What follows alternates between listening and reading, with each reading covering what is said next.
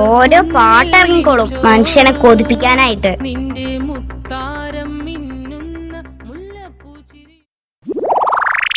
എന്താണ്ടാ ഇങ്ങോട്ടൊന്ന് പാടാ.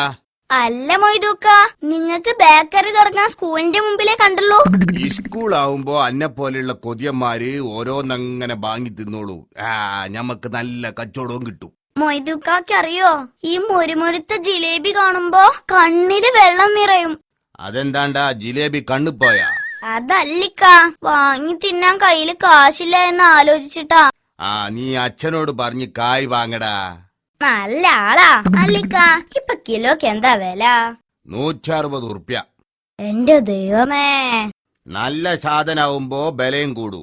ഈ ഒരു കാര്യം ചെയ്യ്, ഒരു 40 ഉറുപ്യ എടുക്ക്, ഒരു 1/4 കിലോ കൊണ്ടുപോയിക്കോളി. 40 രൂപ. ഇപ്പൊ എന്താ ചെയ്യാ? ഐഡിയ. എന്താണ്ടാ ഐഡിയ? നമ്മുടെ ദീപ് ഇപ്പൊ വരും. ഏത്, ആ തടിയനോ? അവൻ തന്നെ. കഴിഞ്ഞ ആഴ്ച അവൻ എന്റെ കയ്യിൽ നിന്ന് 40 രൂപ കടം വാങ്ങിച്ചിരുന്നു. ഇന്നത് തരും, അതുകൊണ്ട് മേടിക്കാം.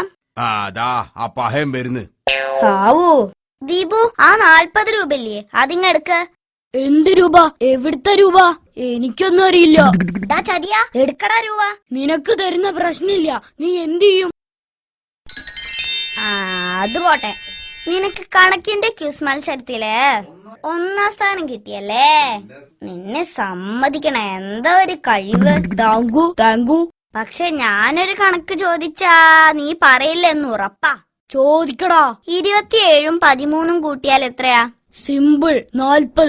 പോടാ, 41. 40. മനസ്സിലായി, 40 ആ കായ് മര്യാദയ്ക്ക് അവന് കൊടുത്തേക്ക്.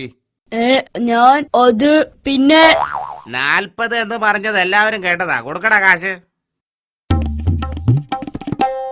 മൊയ്തുക്ക, കായ് കിട്ടി, എടുക്ക് ജിലേബി.